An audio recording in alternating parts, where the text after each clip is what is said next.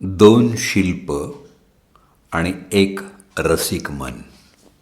लेखक डॉक्टर शंतनू अभ्यंकर, वाई. अभिवाचन दत्ता सरदेशमुख. दोन शिल्प आणि एक रसिक मन.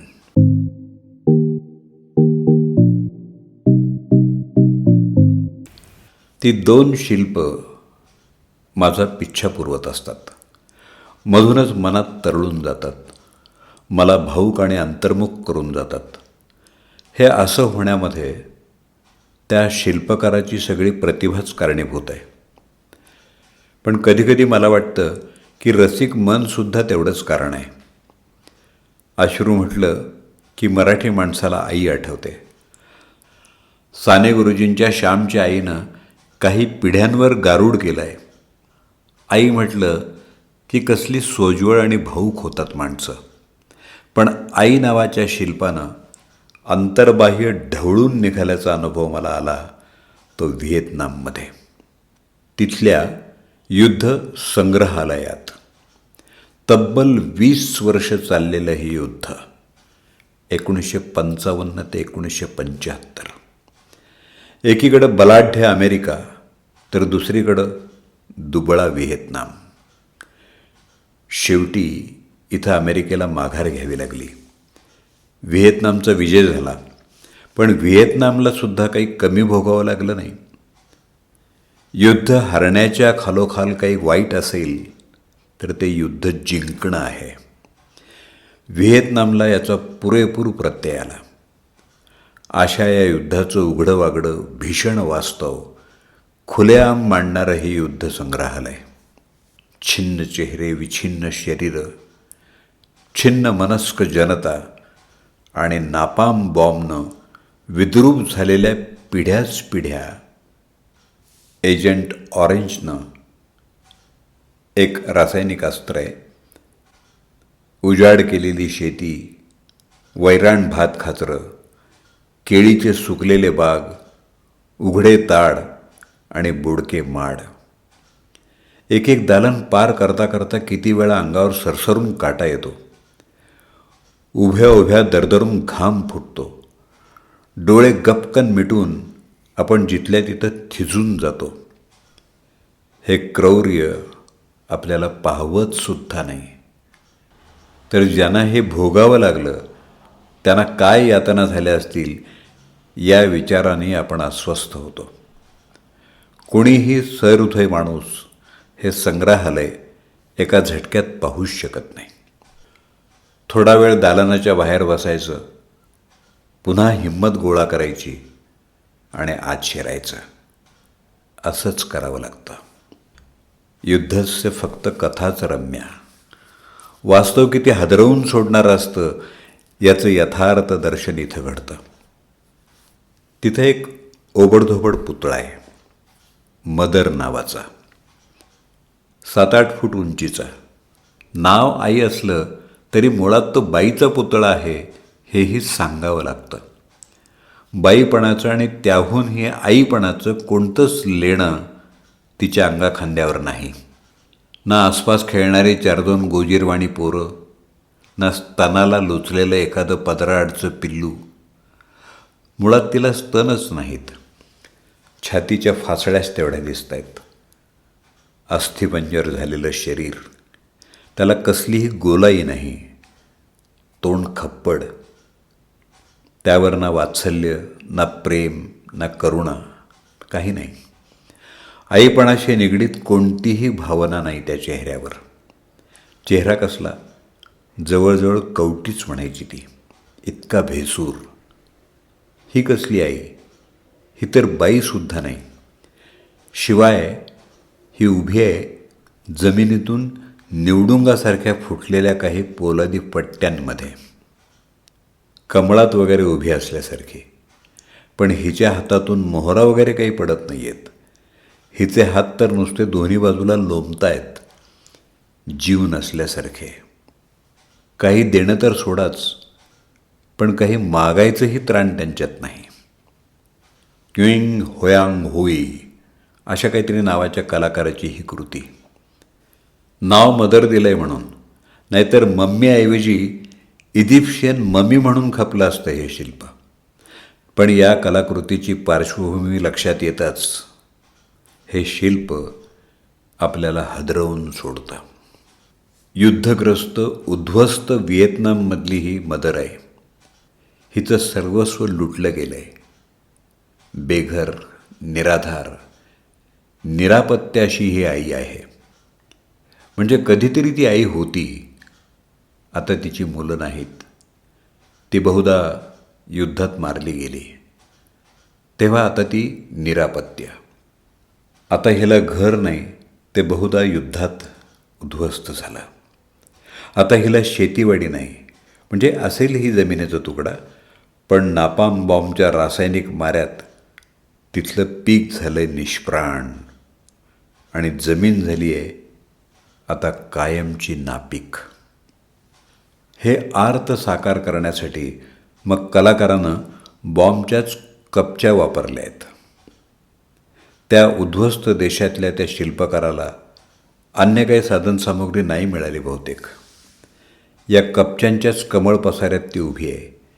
या कपच्यांनीच ती बनली आहे. ज्यामुळं ती उद्ध्वस्त झाली त्या बॉम्बच्या तुकड्या तुकड्यानेच ती आता घडली आहे.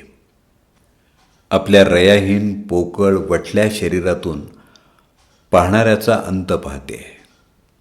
व्हिएतनाममध्ये सर्वस्व गमावलेल्या आईचं शिल्प होतं. मुलं गमावलेली आई जितकी करुण, तितकंच आई गमावलेलं मूलही केविलवाणं.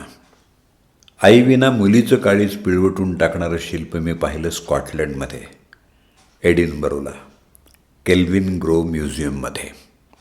जणू मूर्त कारुण्य, अशी ती कारुण्य मूर्ती.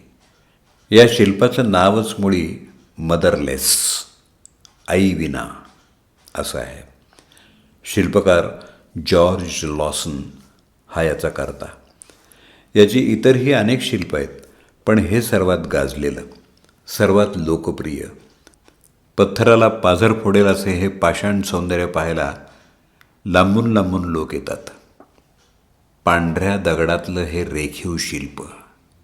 एका खुर्चीत आपल्या 6-7 वर्षाच्या लेकीला पोटाशी घेऊन एक बाप बसलाय. दोघांच्या चेहऱ्यावरचे विमनस्क भाव अगदी गडद आहेत.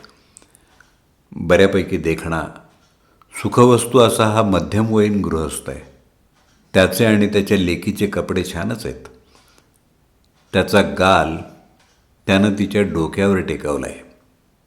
डाव्या हातावर त्या चिमुरडीचं ओझं पेललं आहे आणि उजव्या हाताने इतक्या नजाकतीनं तिच्या पायाला आधार दिला आहे की लेकीबद्दलचं सगळं प्रेम, आपुलकी, जवळीक, सहवेदना त्या हलक्याच्या स्पर्शातून प्रतीत होते. एका हातानं आधार तर दुसऱ्या हातानं सांत्वन आणि विश्वास देत तो बाप स्वतःचं दुःख लपवतोय. ती मुलगीसुद्धा पप्पाला अगदी बिलगून बसली आहे. तिला बहुधा आता जगात दुसरं कोणीही नाही. त्याच्या कुशीत तिला ऊब आणि आसरा सापडला आहे. खूप खूप रडून तिचा चेहरा अगदी म्लान झाला आहे. बाप कुठेतरी शून्यात नजर लावून बसला आहे, तर मुलीनं डोळे मिटलेले आहेत. अगदी निर्जीव असल्यासारखा तिचा डावा हात बापाच्या हातावरून ओघळला आहे. तिचे बूट त्याच्या पायाशी लोळत आहेत. हे बूट पाहणाऱ्याच्या मनात काहूर उठवतात. कदाचित बाहेरून कुठून तरी खेळत असताना ती अचानक घरात आली असावी. कुणी काही बोललं असेल किंवा काही निमित्तानं तिला तिची नसलेली आई आठवली असेल आणि मग गडबडीनं ती डॅडीच्या कुशीत झेपावली असेल.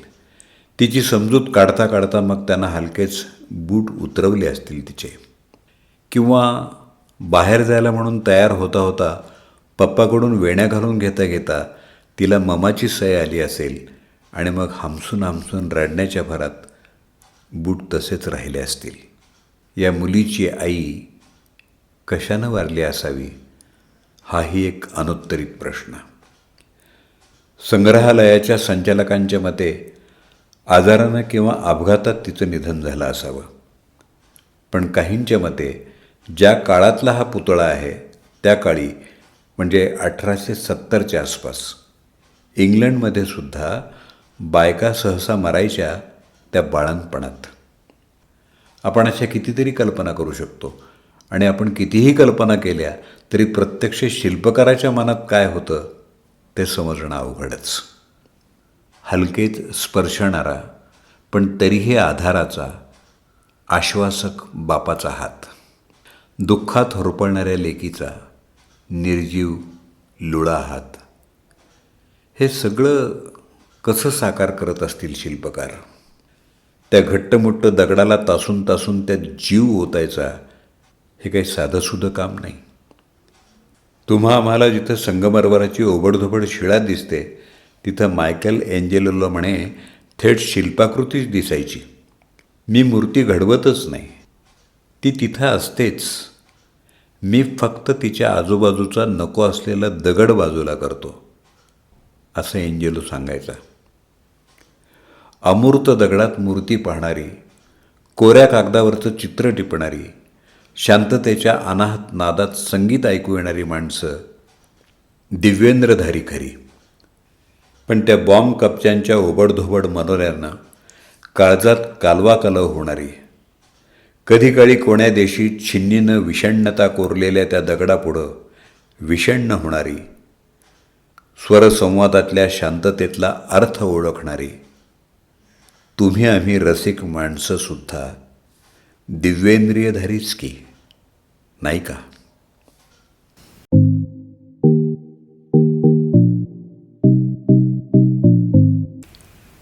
दोन शिल्प आणि एक रसिक मन या लेखाचं अभिवाचन आपण ऐकलंत. लेखक डॉक्टर शंतनू अभ्यंकर, वाई.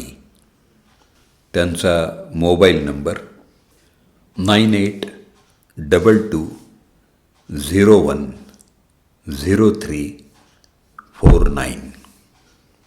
हा लेख प्रताप खानोलकर, डोंबिवली यांच्या सौजन्यानं मला प्राप्त झाला. अभिवाचन दत्ता सरदेशमुख. WhatsApp number 8329730186.